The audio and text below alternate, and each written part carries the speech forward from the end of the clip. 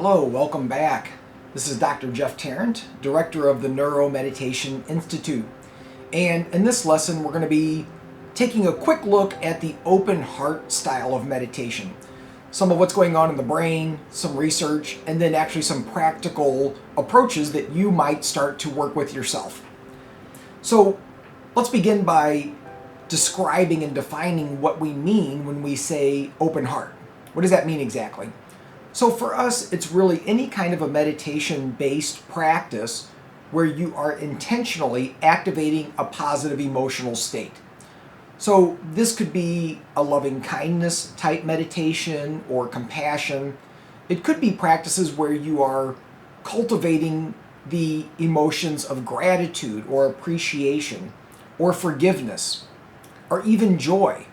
So any meditation style or meditation-based approach that is primarily focused on activating these feeling states and then doing something with those feelings fits into this umbrella. Now, I want to start by kind of thinking about some of the areas that we suggested that open heart practices might be good for.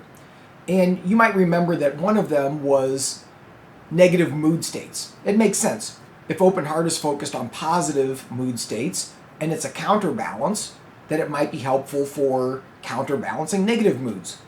So I want to talk a little bit about what we know about what happens in the brain with depression or negative moods. Now, this isn't the only pattern that shows up, but it is one that we've known about for a long time. And it's something called a frontal asymmetry. So if you measure brainwave activity in the frontal lobes, the left and the right frontal lobes, kind of what we want to see is a little bit more activation on the left side compared to the right. So it's an asymmetry, it's asymmetrical. When the left side is more activated, people tend to feel more positive. They tend to be happier. They're a little bit more optimistic. They have an approach motivation, meaning if there's a challenge in the environment, they will move toward it to find a resolution. Now, if the asymmetry is the other direction, meaning the right frontal lobe is more active than the left, then people tend to be oriented a little bit more toward the negative. So more pessimistic, the cup is half empty kind of an approach. And withdrawal motivation, meaning if there's a challenge, they tend to move away from it. So, not surprisingly, this frontal asymmetry pattern is associated with depression if it's leaning toward the right. So one of the things that I think is really powerful is that there is evidence, at least from a few different studies, that open heart styles of meditation can shift that frontal asymmetry over to the left, which is where we want it. And so just to give one quick example, there has been a lot of research done by Richie Davidson in his lab at the University of Wisconsin. So he works with Tibetan monks, he works with the Dalai Lama. And you've probably seen images from his study with the monks with the whole net of electrodes on their head. That's from his lab. And most of the research they've done is looking at compassion styles of meditation.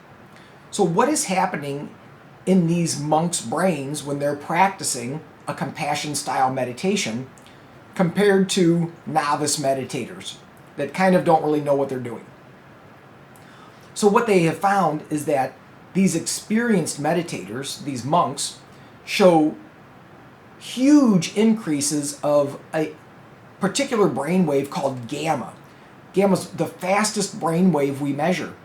So that by itself is very interesting. So these, high-level monks, they're not showing slow brain waves that we normally associate with meditation, like theta or alpha. It's gamma, it's the fastest. Gamma is associated with an increase in blood flow, as well as kind of this effortless engagement. So you're able to do something at a high level, but without trying too hard.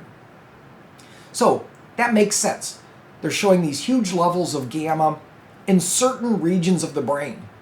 Now there's a whole bunch of them listed on this slide here, including the anterior cingulate, which we've talked about, the anterior insula. The insula is a deeper brain structure in the temporal lobes that is actually really important for emotions, as well as perspective taking and empathy. But you also see activation in these monks in the left prefrontal cortex. So exactly what we just talked about. So if you are engaging in these open heart meditations the way they're designed, you're actually training your brain toward that left frontal activation. Really powerful. Now, is there evidence that this kind of stuff actually has some sort of a positive outcome for regular people, right? If you're not a monk. And there is. So I've got quite a few little bullets here. And these are all specifically looking at loving kindness and compassion meditations. So you'll see it abbreviated as LK-C. And the reason that we are emphasizing this is because this is where most of the research is looking at this particular approach. And if you're not familiar, a standard loving kindness meditation involves using certain kinds of phrases that you repeat to yourself.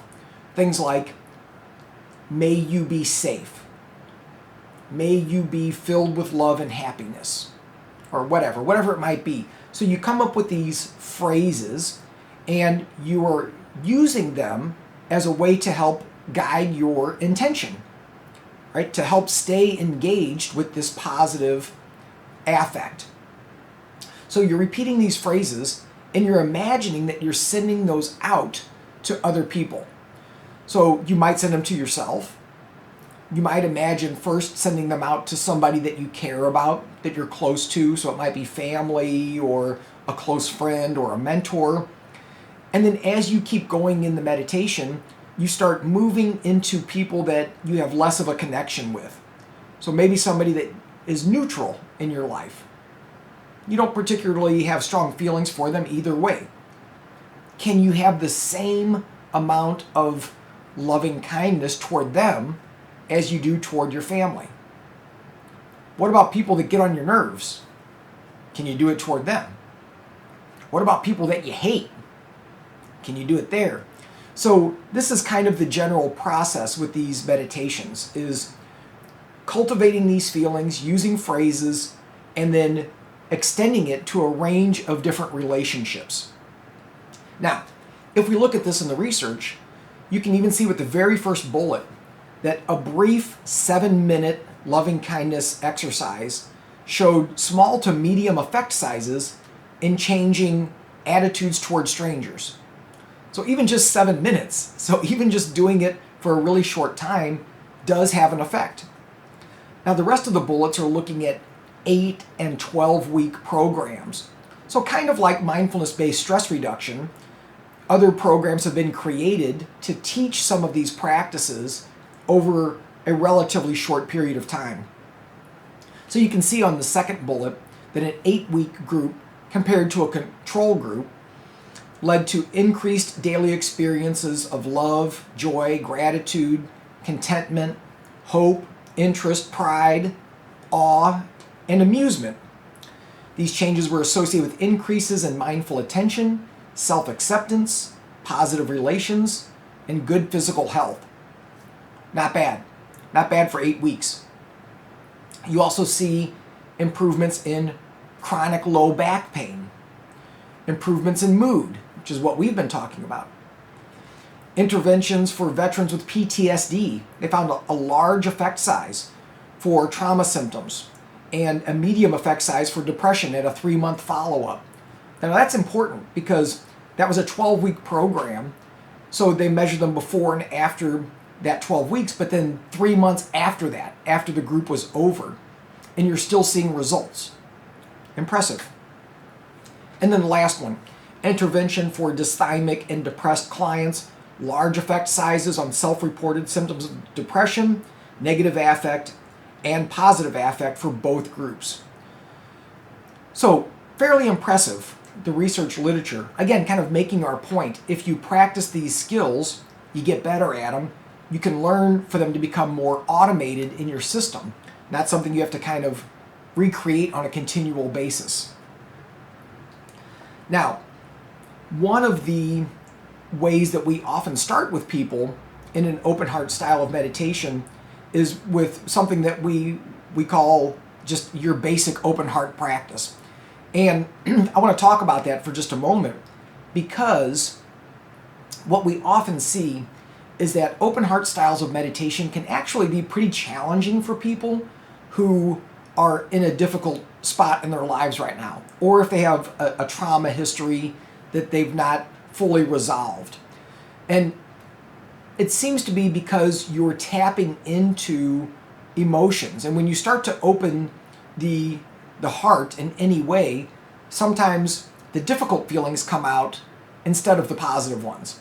So you might be trying to tap into something like hope or love, and it might actually remind you of feelings of not feeling loved or not feeling taken care of, or difficulties you've had in your life. So for this reason, we find that it's often helpful to kind of start really basic with people and gradually kind of build that muscle, so to speak. So for the basic open heart meditation, really all we're doing is a focused style of meditation where you're watching your breath, right? Inhaling, exhaling, and you might begin just by watching the belly expand and contract, just like a normal breath-focused meditation. But then what we add to this is shifting your attention toward the heart center. And now imagining with each breath that you're breathing energy in and out of the heart. You might also put a little smile on your face when you're doing this, a little grin. And that's it. That's the whole practice. This is kind of the basic approach.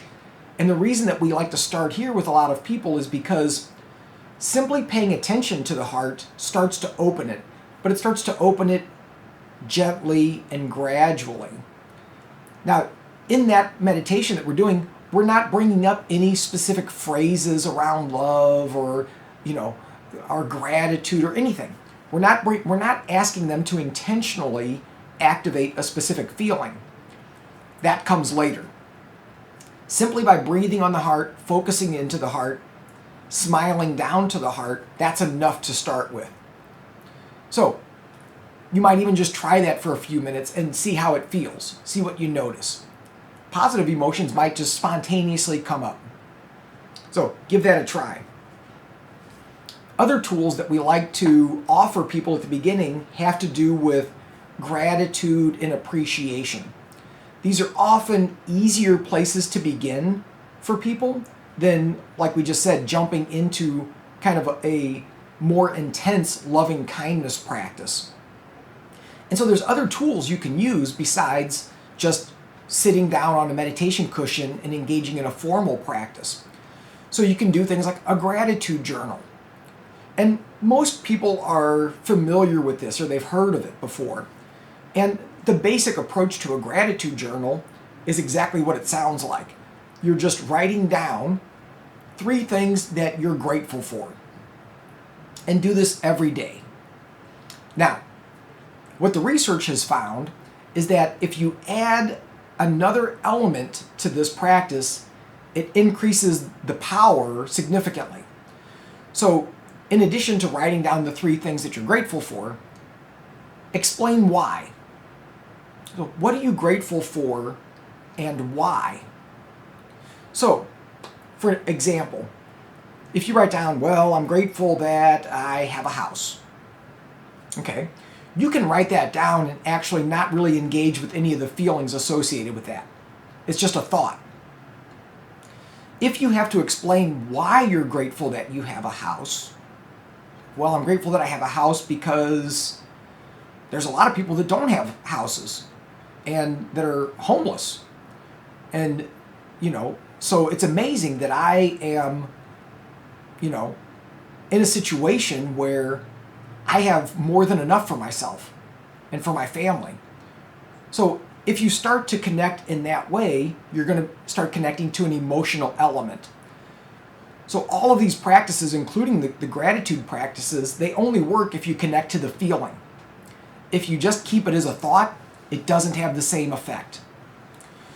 So Gratitude journals. By the way, if you do these right before bed, it's also like an extra bonus, because now you're putting in these positive thoughts and positive emotions right before you go unconscious for 7 or 8 or 9 hours.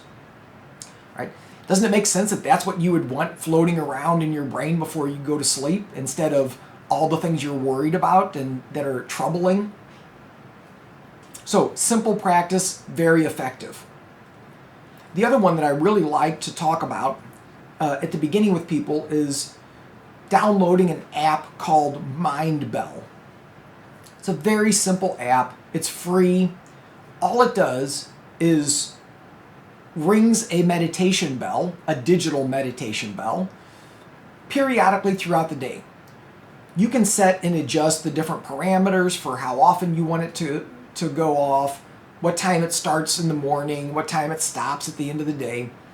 And one of the practices that I like to do with this is to have it go off about every hour. And when it goes off, if I'm able to pause what I'm doing and just tune in and see if there's something that I can be grateful for or appreciative of in that moment.